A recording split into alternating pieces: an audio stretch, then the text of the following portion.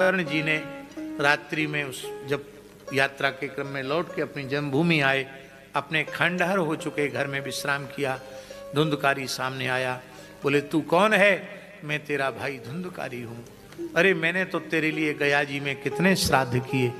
अरे बोले गया श्राद्ध सते नापी मुक्तिर में न भविष्यति, सैकड़ों गया श्राद्ध से भी मेरी मुक्ति नहीं हुई।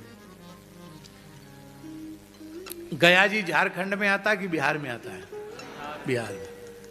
पहले तो सब बिहार ही था, अब झारखंड में आता है, बिहार में आता है। बिहार वाले एक पंडित जी आए हमारे पास, कई साल पुरानी बात है। बोले महाराज जी मैं बहुत दुखी हूं। मैंने कहा कहो दुखी किस बात के हैं आप? अच्छे विद्वान थे।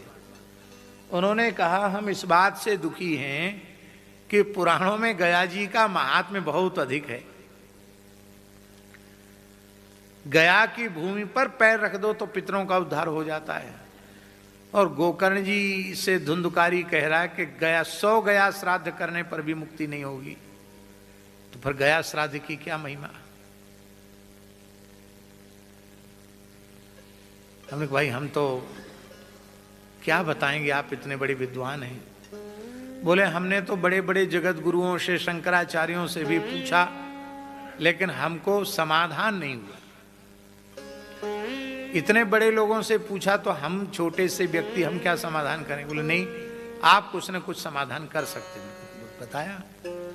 मैंने कहा इसमें गया श्राद्ध की महिमा कम नहीं है।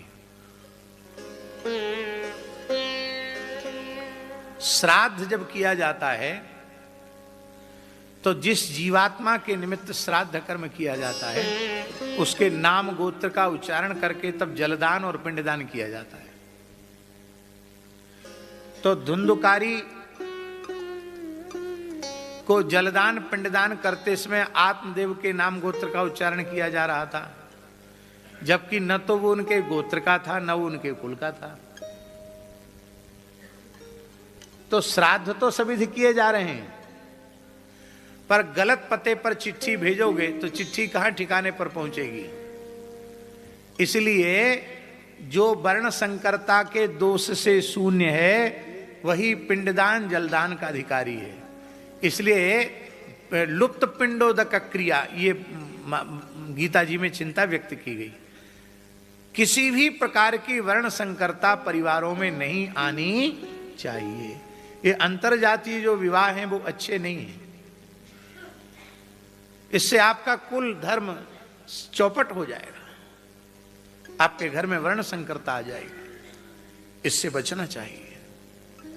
बड़ा सूक्ष्म रहस्य है इसका। शंकरो नरका यैव कुलघ्नानां कुलस्य च, वर्ण संकरता नरकों में ले जाने वाली, गीता जी में लिखा है।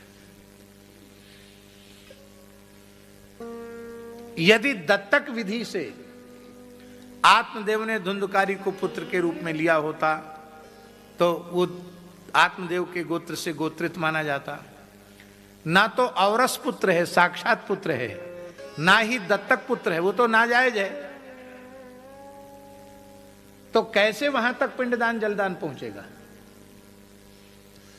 इसलिए गया की महिमा कम नहीं है, पर ऐसे वर्ण संकर का भी कल्याण भागवत की कथा सुनने से हो जाता। ये भागवत की महिमा है।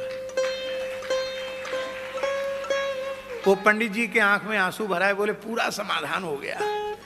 इसमें पिंडदान श्राद्ध की महिमा कहीं कम नहीं हुई, और बात एकदम सही पते की बात, फिट बैठ गई बात। मैंने कहा हमने कोई सोचा समझा नहीं पहले से, आपने पूछा, हमने अब तक सोचा नहीं था इस विषय में। आपने पूछा, हमने बताया, आपको अच्छा लगा, अच्छी बात। बोलो वृंदावन बिहारी। धुंधकारी प्रेत बन गया। भगवान सूर्य की आज्ञा से गोकर्ण जी ने कथा सुनाई। श्रीमद् भागवतान मुक्ति सप्ताह वाचनं कुरु। श्रीमद् भागवत से मुक्ति होगी, सप्ताह वाचन करो। और सप्ताह की कथा होने लगी। पहले दिन की कथा में ये बांस में आकर के छिप गया था। बांस 7 गांठ के बांस में आकर छिप गया था।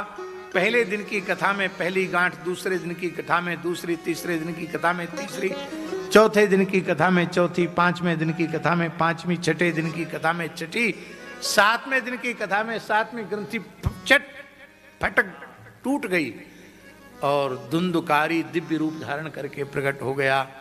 बोला धन्यवती धन्या भागवती वार्ता प्रेत पीड़ा विनाशनी सप्ताहोपि तथा धन्य कृष्ण लोक फलप्रदा।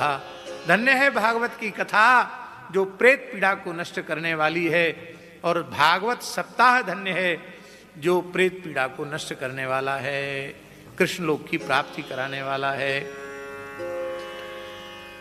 गोकर्ण जी ने कहा श्रोता हमारे बहुत हैं, विमाने क्यों लाए? बोले सुना सबने पर मनन किसी ने नहीं किया, मनन भी करेंगे तो कल्याण होगा।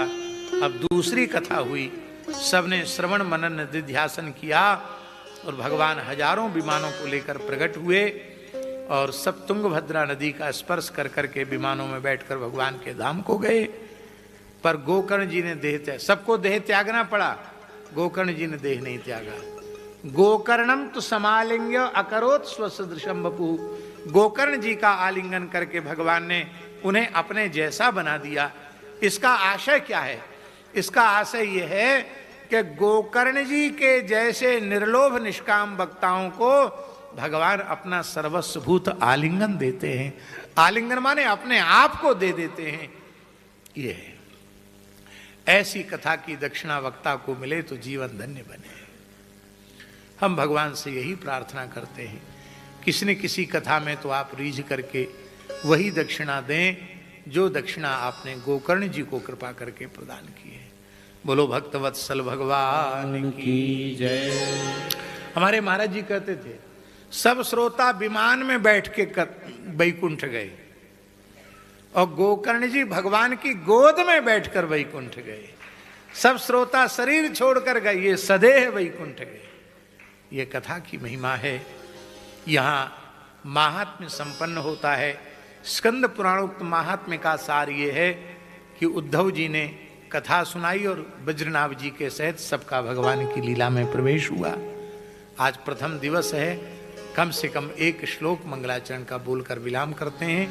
जन्माद्यस्य तोन्मयादितरतश्चार्थे सुविज्ञस्वराट् तेने ब्रह्म हृदय आदि कवे मुह्यन्ति यत्सूरय तेजो वारि मृदाम यथा विनिमयो यत्र मम श्री सीता शरणं मम। श्री राम शरणं मम श्री सीता शरणं मम। श्री राम शरणं मम श्री सीता शरणं मम। श्री राम शरणं मम श्री सीता